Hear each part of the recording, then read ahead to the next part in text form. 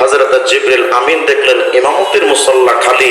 জিবরিল আমিন এসে ফাআখাযা বিয়াদিহি সাল্লাল্লাহু আলাইহি ওয়াসাল্লাম ফাকাদ্দামা, আপনার আমার রাসূলের হাতটা ধরে জিবরিল আমিন বলছেন, ওগো মুহাম্মদ, আজকের এই দামি জামাতে ইমামতি করতে পারে, আরে এমন যোগ্যতার কার আছে? মুহাম্মদ রে, তুমি সামনে এগিয়ে যাও, নবী রাসূল ফেরেশতাদের ইমাম হয়ে যাও। আপনার আমার নবী হয়ে গেলেন ইমামুল আম্বিয়া, ইমামুল মালায়েকা, ইমামুল মুরসালিন। হায় আফসোস, ওই নবীকে সমস্ত নবীরা পর্যন্ত মানতে পারে, রাসূলরা পর্যন্ত মানতে পারলেন, কিন্তু আপনি আমি সেই নবীকে মানতে পারলাম না। তো এই দুনিয়াতে না মানেন, এই দুনিয়াতে তো নবীকে চিনলাম না আমরা, ওই পরের জগতে তো ঠিকই নবী ছাড়া কোনো উপায় নাই। হুজুর বলেন, শোনো উম্মতে মুহাম্মাদি, আমি মুহাম্মদকে চিনলাম না, ফাইন্নান নাস ইয়াসআকুনা ইয়াউমাল কিয়ামা, কিয়ামত যেদিন হবে, ইসরাফিলের সিংহায় ফুৎকার দিলে সমস্ত মানুষ তো বেহুশ হয়ে যাবে, কারো জ্ঞান থাকবে না। সর্বপ্রথম হাসরের ময়দানে কে উঠবে জানো? ফাকুন আউয়ালা মান তানশাক্কু আনহুল আরদ, এই জমিন ফেড়ে সর্বপ্রথম কিয়ামতে যেই ব্যক্তি উঠবেন তিনি হচ্ছেন আপনার আমার নবী মুহাম্মদুর রাসূলুল্লাহ। নবীকে নেতা মানলেন না, জামে তিরমিজি হাদিসের কিতাব খুলবেন, হুজুর বলেছেন, এই উম্মত, তোমাদের কাছে অমুক তমুক নেতা হয়ে গেল, আমি মুহাম্মদ তোমাদের রাষ্ট্রীয় নেতা হতে পারলাম না, তোমাদের আদালতের নেতা আমি মুহাম্মদ হতে পারলাম না, তোমাদের জাতীয় নেতা আমি মুহাম্মদ হতে পারলাম না, আন্তর্জাতিক নেতা আমারে তোমরা বানাইলা না। তো শোনো, কিয়ামতের ময়দানে কোথায় তোমার লেলিন কালমাস ফাউশদুন? আল্লাহর হাবিব বলেন, কিয়ামতের ময়দানে আনা সাইয়্যিদু ওয়ালদি আদম ইয়াউমাল কিয়ামতি ওয়ালা ফখর, কিয়ামতের ময়দানে আমি মুহাম্মদ সমস্ত ডাক্তারদের নেতা, ডক্টরদের নেতা, পলিটিশিয়ানদের নেতা, বিজনেসম্যানদের নেতা, আরে আরবি বলো আর আজমি, দেশি বলো আর বিদেশি আর প্রবাসী, নবী রাসূল আর ফেরেশতা। হুজুর বলেন, কিয়ামতের ময়দানে কোন নেতা থাকবে না, শুধুমাত্র একজন নেতা থাকবেন, মুহাম্মাদুর, আর কোন নেতা নাই। আপনি আমি আজকে সেই মুহাম্মদ আরবিকে নেতা বানিয়ে মাথায় টুপি দিতে কইলে আপনার শরম লাগে, দাড়ি রাখতে বললে আপনার লজ্জা লাগে, পাঞ্জাবি লাগাইতে বললে আপনার স্ট্যাটাসে বাঁধে, রাষ্ট্রীয়ভাবে মুহাম্মদ আরবির আইনকে দিতে বললে আপনার আমাদেরকে 1500 বছর আগের কথা বলে আপনার আমাদের আইনের কথাকে ছুড়ে ফেলে দেন। শোনেন, আজকে হয়তো তুমি গণতন্ত্রের পতাকার নিচে আছো, সমাজতন্ত্রের পতাকার নিচে আছো, জাতীয়তাবাদ, ধর্মনিরপেক্ষ মতবাদের বেঈমানদের বানানো কুফরি পতাকার নিচে আছো, কিন্তু আপনার আমার নবীর কিচ্ছু যাবে আসবে না। এই দুনিয়াতে না মানলেও ওই তো জগতের কথা শোনো। আল্লাহর হাবিব বলেন, জানো, ওয়াবিয়াদি লিয়াউল হামদি ইয়াউমাল কিয়ামতি ওয়ালা ফখর, আমি মুহাম্মদের হাতে কিয়ামতে একটা প্রশংসার ঝান্ডা পতাকা থাকবে। মা মিন নাবিয়্যিন ইয়াউমাইদিন আদম ফামান সাওয়া ইল্লা তাহতা লিওয়াই, আমি মুহাম্মদের হাতে পতাকা থাকবে, আর আমার পতাকার নিচে, আর সাধারণ উম্মত তো দূরের কথা, মুহাম্মদ আরবির পতাকার নিচে সমস্ত নবী রাসূল আদম থেকে নিয়ে ঈসা নবী পর্যন্ত সবাই আমাদের নবীর পতাকার নিচে এসে দাঁড়িয়ে যাবে। চিনলেন না নবী কত দামি? তোমারে যদি বলি, ভাই একটু দাড়িটা রাখেন না, পাঞ্জাবিটা গায়ে দেন না, একটু টুপিটা মাথায় দেন না, এই উম্মতে মুহাম্মাদের কণ্ঠের আওয়াজ থাকে, হুজুর টুপি রাখলে, দাড়ি রাখলে, গায়ে পাঞ্জাবি দিলে হুজুর লজ্জা লজ্জা লাগে। শোনো উম্মতে মুহাম্মাদি, যে দাড়ি টুপি পাঞ্জাবি নিয়ে চলতে আজ আপনার আমার লজ্জা হচ্ছে, আগামীকাল কিয়ামতে ওই দাড়ি টুপি পাঞ্জাবি নূর ছাড়া কিয়ামতের ময়দানে দাঁড়াইতে ভয়ে ভীত সন্ত্রস্ত হয়ে আপনার আমার ভেতরে ভূমিকম্প তৈরি হবে। কেউ বাঁচাতে আসবে না আপনাকে, আমার কেউ বাঁচাতে আসবে না। হুজুরকে চিনলেন না, আপনি যেই লেনিন কালমাস মাউসেদুন আব্রাহাম লিঙ্কনের ভক্ত, আল্লাহর কসম ওরা কোনোদিন আপনার ধারে কাছে আসবে না, ওরা কোনোদিন আপনার খবর নেবে না, ও চলে গেছে আগেই। আপনি যেই মেসি আর নেইমারের ভক্ত, আল্লাহর কসম ওই মেসি আর নেইমার একটা দিনের জন্য উত্তরার কোন মানুষের জন্য চোখের পানি ফেলে কাঁদবে না, কোন মানুষের জন্য মেসি আর নেইমার সাহারা হবে না, আপনার আমার জন্য ঠাই হবে না। যদি আপনি আমি মেসি আর নেইমারের জন্য সারাদিন তার অনুসরণ করে জীবনটা উৎসর্গ করে দিই, মেসি আর নেইমার জীবনে আপনার আমার জন্য কাঁদবে না। কিন্তু উম্মতে মুহাম্মাদি কেন চিনলেন না? যে নবীর পুরা জিন্দেগিটা কেটেছে একটা আওয়াজ দিয়ে, ইয়া রাব্বি উম্মতি উম্মতি উম্মতি উম্মতি।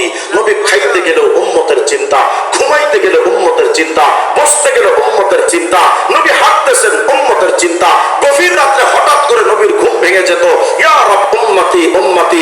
হায় আফসোস, যেই নবীর সার্টিফিকেট উম্মতের দরদের ব্যাপারে খোদ আল্লাহ দিয়েছেন।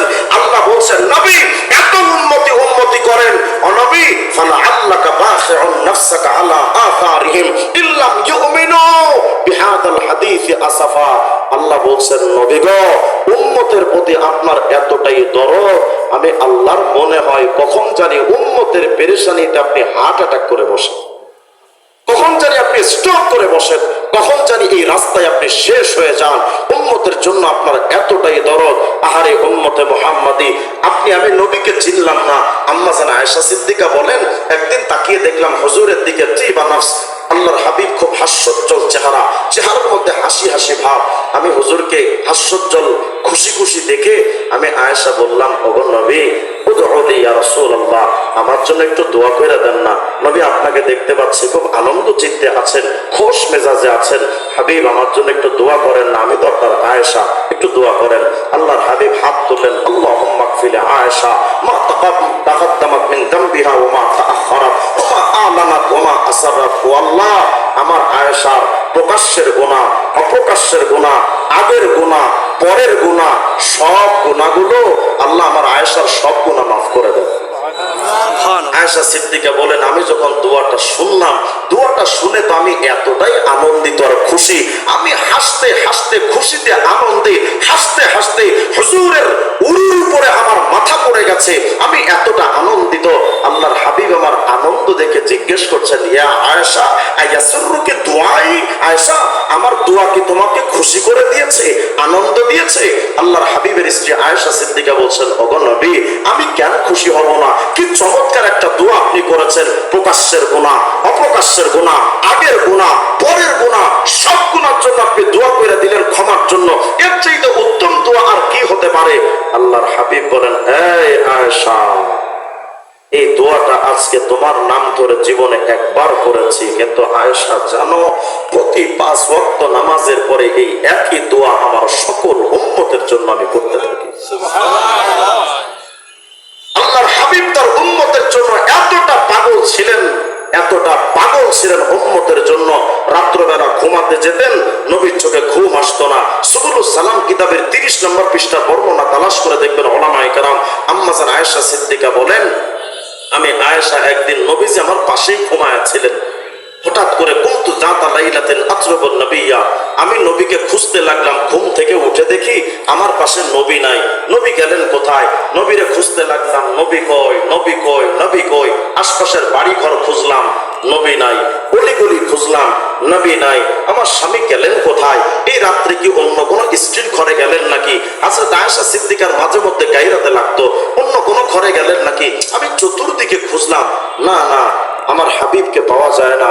আম্মা জান আয়েশা সিদ্দিকা বলেন, আমি ফাতলুবুন নবিয়্যা, খুঁজতে খুঁজতে খুঁজতে খুঁজতে ফাওয়াজাদতুহু বিল বাকি, জান্নাতুল বাকির কবরস্থানে গিয়া আমার স্বামী হুজুর আকরামকে আমি খুঁজে পাইলাম। আমি আয়েশা দেখি আল্লাহর হাবিব এই গভীর রাত্রে জান্নাতুল বাকিতে এসে আল্লাহর কাছে হাত তুলে কাইমা ইয়াকুলু ইয়া রাব উম্মতি ওয়া সাজিদা ইয়াকুলু ইয়া রাব উম্মতি। আমি আয়েশা দেখি জান্নাতুল বাকিতে গভীর রাত্রে হুজুর আকরাম আলাইহিস সালাম গভীর রাত্রে এসে একবার দাঁড়ায়া, একবার সেজদায় গিয়ে যেন আল্লাহকে বারংবার বুঝাতে চাচ্ছেন, ও আল্লাহ, এই গভীর রাত্রে আমি মুহাম্মদের চোখে তো ঘুম আসে না, এই আরামের বিছানা তো আমারে ঘুমাইতেও দেয় না, আল্লাহ আমি মুহাম্মদের শুধু একটা পেরেশানি আমাকে শান্তি দেয় না। আল্লাহ আপনি বলেন না আমার উম্মতরে আপনি মাফ করবেন তো? আসতে বললেন সুবহানাল্লাহ। আল্লাহ আমার উম্মতরে আপনি মাফ করবেন তো? এই উম্মতে মুহাম্মাদি, এই দরদ পৃথিবীর কোন মানবের মধ্যে আছে? তোমার মায়ের মধ্যে যে মহাব্বত তোমার প্রতি নাই, তোমার বাবার ভেতরে যে মহাব্বত তোমার প্রতি নাই, আল্লাহর কসম সমস্ত উম্মতের প্রতি নবীর অন্তরে মায়া বাপমার মায়ার চাইতে কোটি গুণ বেশি। সমস্ত মানুষের চাইতে নবীর মহাব্বত উম্মতের প্রতি তার চাইতে কোটি গুণ বেশি। কতগুলো উদাহরণ আপনাদেরকে দেব। আয়েশা সিদ্দিকা রাদিয়াল্লাহু আনহা বলেন, নবী আনজিতাল কুরআন আলি আজালি হাদিল উম্মাহ। আম্মা জান আয়েশা সিদ্দিকা বলেন, ইয়া রাসূলুল্লাহ, এই গভীর রাত্রে উম্মতের প্রতি আপনার এতটা দরদ, আমি আয়েশার কেমন জানি মনে হয় উম্মতের দরদে নবী আপনি এই গভীর রাত্রে কোরআন শরীফের কথাটাও ভুলে গেলেন। ও পয়গম্বর, উম্মতের প্রতি আপনার এতটা দয়া আর মহব্বত। আল্লাহর হাবিব ডাইকা বলেন, আয়েশা তুমি আজকে রাত্রে শুধু উম্মতের দরদ দেখেছো। এই আয়েশা রে শোনো, মা দুমতু ফিল হায়াতি আকুলু ইয়া রাব উম্মতি, আমি মুহাম্মদ যতদিন এই দুনিয়াতে বেঁচে থাকবো রে, আমার নিঃশ্বাসটা যতদিন চালু থাকবে, এই আয়েশা আমি মুহাম্মদের কণ্ঠে আওয়াজ চলতে থাকবে, উম্মতি উম্মতি। ফাইদা দাখালতু ফিল কবরি আকুলু ইয়া রাব উম্মতি। এই আয়েশা এমনকি আমি মুহাম্মদ যেই দিন কবরে ঢুকবো, ওই দিনও আমার কণ্ঠে চলতে থাকবে উম্মতি উম্মতি। সুবহানাল্লাহ বলেন। এই আয়েশা যেই দিন আমি ইন্তেকাল করব, আমার কণ্ঠে আওয়াজ চলতে থাকবে উম্মতি উম্মতি। সুবহানাল্লাহ। এই হাদিসের একটা ব্যাখ্যা আমি ফারসি একটা কিতাবে পেয়েছি। শাহ আব্দুল হক মুহাদ্দিস দেহলভী রাহমাতুল্লাহ আলাইহির একটা কিতাব মাদারিজুন নবুওয়া, ফারসিতে লেখা, 2 নম্বর খণ্ডের 568 নম্বর পৃষ্ঠার বর্ণনা।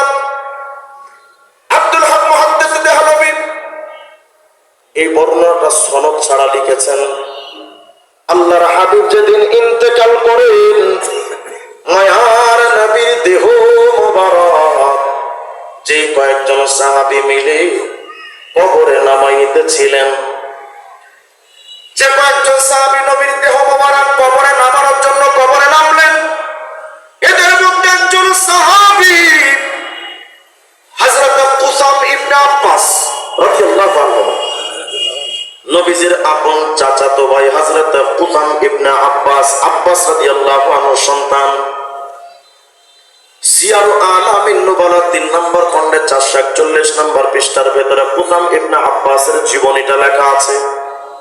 কানা ইউশবিহু বিন নবী সাল্লাল্লাহু আলাইহি ওয়াসাল্লাম কুসাম, নবীজির দেহ অবয়বটা দেখতে যেমন ছিল, কুসাম রাদিয়াল্লাহু আনহুর বডি ফিটনেসটা অনেকটা আমাদের নবীর মতো ছিল, যেহেতু নবীজির বংশধর।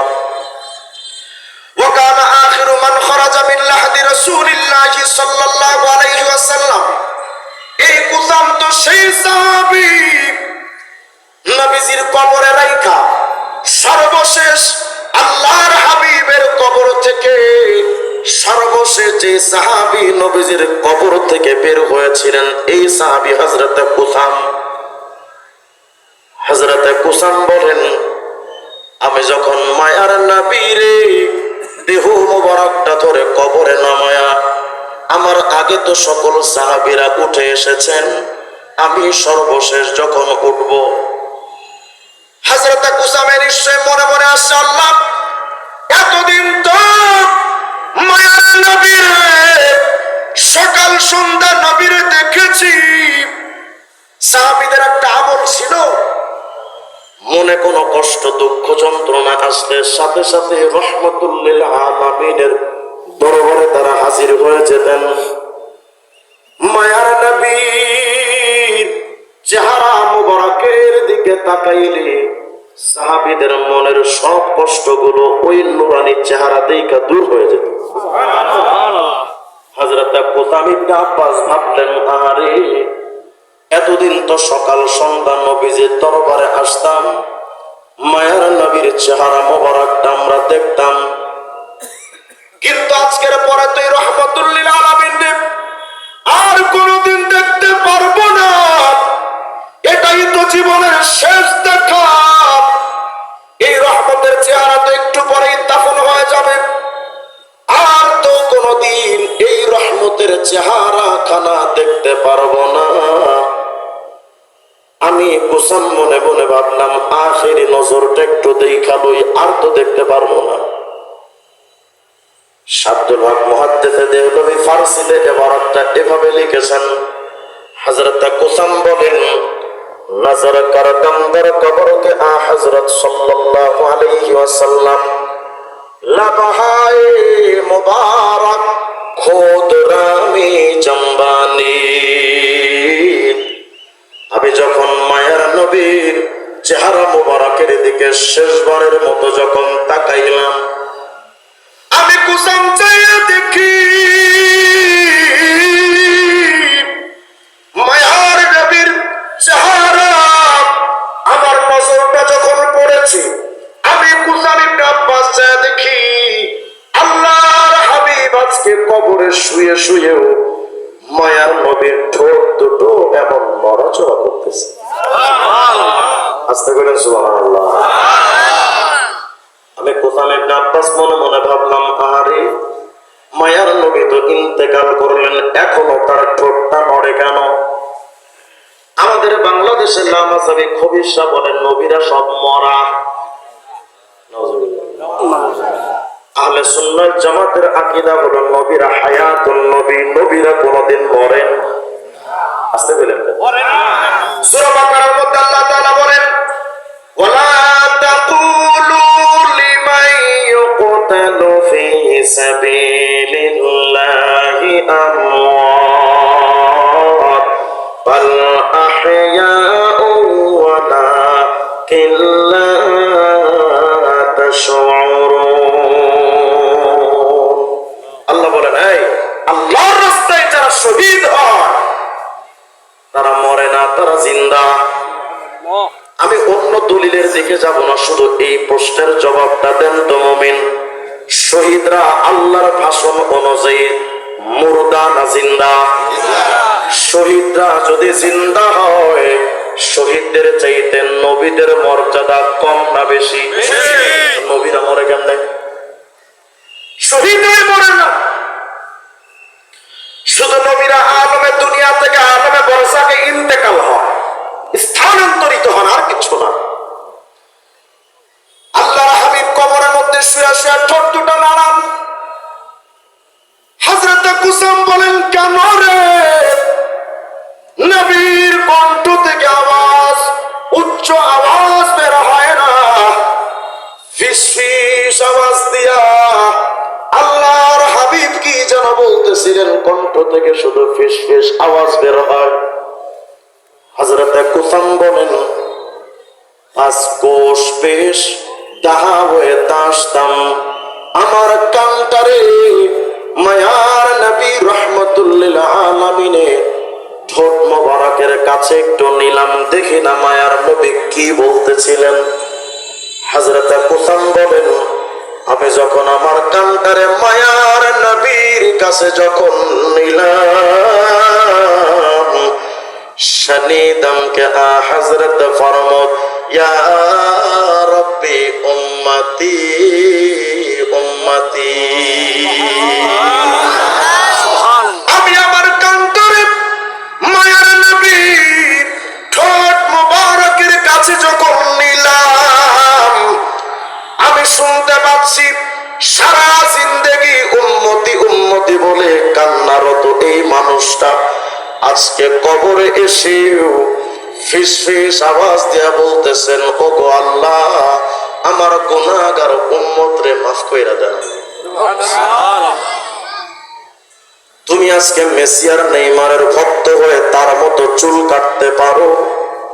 যে মানুষটা পুরা জিন্দেগি তোমার জন্য কেঁদে গেলেন, আজও পর্যন্ত রিয়াদুর রাকায়েক ওয়া হিয়াতুল হাকায়েক কিতাবের মধ্যে আসছে, হযরত ওমর ফারুক বলেন, ইয়া রাসূলুল্লাহ, নবী গো, মাযা তাসনা ইদা মিতা, ও নবী, যখন আপনি ইন্তেকাল করে কবরে যাবেন, ও আল্লাহর হাবিব, কবরে থেকে থেকে আপনি কি করবেন? আল্লাহর হাবিব বলেন, ওমর, ফালা আযালু উনাদি ফি কবরি ইয়া রাব্বি উম্মতি। কবরে জিন্দেগিতে আমার ঘন্টা আওয়াজ চলতে থাকবে, উম্মতি উম্মতি। যেই নবীর পুরাটা জিন্দেগি কাটলো আপনার আমার মহব্বতে, হায় আফসোস 40-50 বছর পার হয়ে গেছে, এখানে অনেক মানুষ আছে এই পুরা 50টা বছরের ভেতরে এই মানুষটার নবীর জন্য কোনোদিন মনটা কাঁদে নাই। 60-70 বছর চলে গেল, মায়ার নবীর জন্য আপনার আমার হৃদয়টা একদিনের জন্য একটু কাঁদে নাই। আপনি আমি স্ত্রীর প্রেমে ক্লিন শেভ করে বাসায় ঢুকতে পারি, স্ত্রী খুশি। বন্ধু বান্ধব পরে বন্ধু তোর মুখে দাড়ি থাকলে আমাদের স্ট্যাটাসে যায় না, দাড়ি কাট। বন্ধুরে খুশি করতে মায়ার নবীর দাড়িটা কাইটে ফেলছেন। আফসোস, মায়ার নবীর মহাব্বতে একদিনে জিদটা করতে পারলাম না। বউ তুই থাকলে থাক, নইলে যা, আমার নবীর মহাব্বতের দাড়ি আমি ফেলতে পারবো না। এই বিবেকটা আপনার আমার আজও পর্যন্ত জাগ্রত হলো না। অথচ মুমিন যতই মানবতাবাদী হন না কেন, যতই আপনি পীরের বড় মুরিদ হন না কেন, আল্লাহর নবীর সুন্নাতরে বাদ দিয়া সারাদিন তাহিরি আঙ্কেলদের মতো হ্যাক্কু হুক্কু কাক্কু কুক্কু জিকির করলেও নবীর সুন্নাত বাদ দিয়া কাক্কু জিকিরে আল্লাহরে পাওয়া যায় না। আল্লাহরে পাওয়ার জন্য নবীর সুন্নাত দরকার। কি দরকার? ভক্তরা এখন বলেছে কিছুই লাগে না, শুধু বাবা হলেই চলে। আছে না? ওদের মাঝ ভান্ডারে পীরের এক মুরিদে গান গায়, মুর্শিদ খোদা মুর্শিদ রাসূল। কথা বুঝতে কষ্ট হয়ে যায় আপনাদের। মুর্শিদ মানে কি? বিশ্বাস। আমি কিন্তু আবার পীর বিরোধী মানুষ, আল্লাহর কসম আমিও পীরের মুরিদ, কিন্তু আমার পীর যদি আমার নবীর সুন্নাতকে বাদ দিতে বলে, এমন পীর তালাক দিতে 1 সেকেন্ড সময় লাগবে না আমাদের। পীর তো তিনি, যিনি আমাকে সুন্নাতের রাস্তায় ইরশাদ করবে, হেদায়েত করবে সুন্নাতের রাস্তায়, যে এ পথে চলো, তিনি পীর। কোন ছাতা মাতা পীর বানাইছেন? কাপড় চোপড় তো নাই, জায়গাও নাই, আছে না নাই? পীরের কাছে গিয়ে বাবা সন্তান দে, খবর নিয়ে দেখলাম বাবারই সন্তান নাই। সন্তান দেওয়ার মালিক কে? আল্লাহ। এরা বলে যে পীরি খোদা, পীরি নবী। নাউজুবিল্লাহ। রাস্তে কর নাউজুবিল্লাহ। মুর্শিদ খোদা মুর্শিদ রাসূল, দিলে মুখে করছি কবুল, শুনে মোল্লার গোষ্ঠী ফতোয়া দিল, আমি নাকি কাফের হইয়াছি, আমি আর যাব না মোল্লার কাছে, তওবা করেছি। উনি নাকি খাটি দিলে তওবা করছে, আলেমদের কাছে যাবে না। আমি বললাম কেন আলেমদের প্রতি এত রাগ কেন? হুজুর আলেমদের কাছে জীবনও যাবো না। আমি বললাম আলেমদের কাছে চাইতে তো কপাল লাগে, হারামজাদাদের কপালে কোনোদিন আলেমদের সোহবত নসিব হয় না। আলেমদের কাছে যাবি না কেন? আলেমরা আমার কাফের পাই। কোন কারণে কাফের কইছে? আলেমদের কাজ কাম নাই, হুদা তোরে কাফের কইব। আমারে কাফের বলছে, কেন কাফের কইল? কজর আমি একটু ছোট্ট করে বলছিলাম যে পীরি খোদা পীরি রসুল, এতটুকু বলছি হুজুর। তাহলে হারামজাদা, এটা কি এতটুকু কথা নেই? তুমি পীর রে খোদা কইবা, রসুল কইবা, আলেমরা তোমারে কাফের বলবে না, আব্দুল কাদের জিলানী কইব। এরা বলেছে এখন আমাদের কিছুই লাগে না, শুধু বাবার মারে কতলেই চলে, শরীয়ত মানে না। ডাইরেক্ট বলে শরীয়ত মানি না। নাউজুবিল্লাহ। আসতে বলবে না। ওলামায়ে কেরাম আছেন, আমি যদি ভুল ব্যাখ্যা দিই আমাকে স্টেজ থেকে নামায় দিয়ে। শরীয়ত মানে কি? বাংলাদেশের একটা সংবিধান আছে, এই সংবিধানে কি লেখা, এই বাংলাদেশটা কিভাবে চলবে, নাগরিকরা কোন কোন আইনে চলবে, সেগুলোর সমষ্টিক আইনের রূপ হলো সংবিধান। সংবিধান মানে পুরা রাষ্ট্রের সকল আইন ওখানে। এটা যেমন সংবিধান মানে সমস্ত আইনের সম্বলিত মজমুয়া সমষ্টিক নাম সংবিধান, ইসলামের টোটাল আইন এর মজমুয়া সমষ্টিক নাম হলো শরীয়ত। কি নাম? তার মানে শরীয়তে কুরআনও আছে, শরীয়তে নবীর সুন্নাহ আছে, শরীয়তে সাহাবা আছে। কোন কুলাঙ্গার যদি বলে আমি শরীয়ত মানি না, আমাদের সুস্পষ্ট বক্তব্য, তোদেরকে আমরা মুসলমানও মানি না। ওরা শরীয়ত বাদ দিয়া মূলত বাবার মারেফাত ধরতে চায়। আবার বাংলাদেশে একটা দল বের হয়েছে হয়েছে আহলে কোরআন। কি চমৎকার নাম, কোরআনওয়ালা। আরে বাপরে বাপ, এমন ভাব নাই মনে হয় জান্নাত থেকে পালা আসছে। বিরাট বড় বুজুর্গ, আহলে কোরআন। কিন্তু তারা তাদের বইয়ের মধ্যে পাতায় পাতায় লিখেছে শুধু কোরআন মানি, নবীর মানি না। আল্লাহর কসম, নবীরে বাদ দিয়া আল্লাহকে মানার মধ্যে 4 পয়সার দাম নাই। আসতে বললেন কেন? নবীকে বাদ দিয়ে আল্লাহকে যদি সারা জিন্দেগি মানে 4 পয়সার দাম নাই। আবার সাহাবীদেরকে বাদ দিয়া নবীরে মানার মধ্যে কোনো ফায়দা নাই। আসতে বললেন কেন? যদি বলেন শুধু নবীরে মানলেই জান্নাত, নবী তো 11টা বিয়ে করছে, হারামি তুইও কর, জায়েজ আছে? কতক্ষণ? আল্লাহর হাবিব বলেন জান্নাতি লোক হলো তারা মা আনা আলাইহি ওয়া আসহাবি, আমারেও মানবে, আমার সাহাবীদেরকে মানবে। এই 2টা জিনিস যারা মানবে তারা জান্নাতি, আর সব জাহান্নামী। কথাটা আমার না নবীজির? তাহলে সাহাবীদেরকে বাদ দিয়া নবীকে মানার ফায়দা, আবার নবীকে বাদ দিয়ে আল্লাহকে মানার মধ্যে কোনো ফায়দা। মানতে হবে কমপক্ষে 3টা, কোরআন, সুন্নাহ, সাহাবা। বলে কয়টা? সুতরাং আহলে কোরআন নাম দিয়া যারা নবীরা বাদ দেয় ওরা যেমন কাফির, নবীর কথা ধইরা যারা সাহাবীদেরকে বাদ দেয় ওরাও কাফের। আসতে বললেন কেন? যদি কেউ কয় যে আমরা আল্লাহ এবং রাসূল ছাড়া সত্যের মাপকাঠি কাউরে মানি না, আমরা বলি আমরাও তোমাদেরকে আহলে সুন্নাহ ওয়াল জামাতের অনুসারী মানি না। নবীর সুন্নাত ছাড়া পীর মাইরা জান্নাতে যাওয়া যাবে না। শেষ একটা কথা বলে বিদায় নেই। বলেন তো আমাদের নবীর নাম মুহাম্মদ না? এই মুহাম্মদ শব্দ লিখতে কয়টা অক্ষর লাগে? কয়টা অক্ষর লাগে? 4টা। জানেন? তা জানবেন কেন? আকিস বিড়ির প্যাকেটে বিড়ি কয়টা থাকে অনেকেই জানেন। 4টা। মাশাআল্লাহ। মুহাম্মদ শব্দ লিখতে অক্ষর কয়টা? 4টা। মিম, হা, মিম, দাল কয়টা? 4। ইমাম শাফি রহমাতুল্লাহ আলাইহি মাযহাবের এক আলেমের একটা কিতাব পড়তেছিলাম মাঝে, রিয়াদুর রাকায়েক ওয়া হিয়াতুল হাকায়েক, 153 নম্বর পৃষ্ঠার মধ্যে এই বর্ণনা। উনি লিখতেছেন, দেখো মুহাম্মাদের মধ্যে 4টা অক্ষরের, প্রত্যেকটা অক্ষরের আবার আলাদা আলাদা অর্থ আছে। সুবহানাল্লাহ। সুবহানাল্লাহ। উনি লিখলেন মিম আল উলা ইশারাতুন ইলাল মুলকিল আউয়াল ওয়া হুয়া দুনিয়া। মুহাম্মাদের প্রথম মিম মানে মুলকে আউয়াল, অর্থ হলো দুনিয়া। মিম আত-তানিয়া ইশারাতুন ইলাল মুলকি সানি ওয়া হুয়াল আখিরা। মুহাম্মাদের দ্বিতীয় মিম মানে মুলকে সানি, অর্থ আখিরাত। মাঝখানের হা ইশারাতুন ইলার রাহমা, হা মানে আল্লাহর রহমত। শেষের দাল ইশারাতুন ইলাদ দাওয়াম, দাল মানে সদা সর্বদা। আবার শোনেন, মুহাম্মাদের প্রথম মিম মানে দুনিয়া, দ্বিতীয় মিম মানে আখিরাত, দাল মানে সদা সর্বদা, হা মানে রহমত।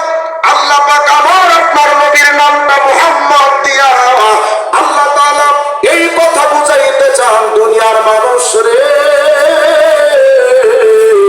দুনিয়া থেকে আখিরাত পর্যন্ত সদা সর্বদা আমি আল্লাহর রহমত যদি পেতে চাও, আমার মুহাম্মদ রে মানা ছাড়া আর কোনো বিকল্প রাস্তা না।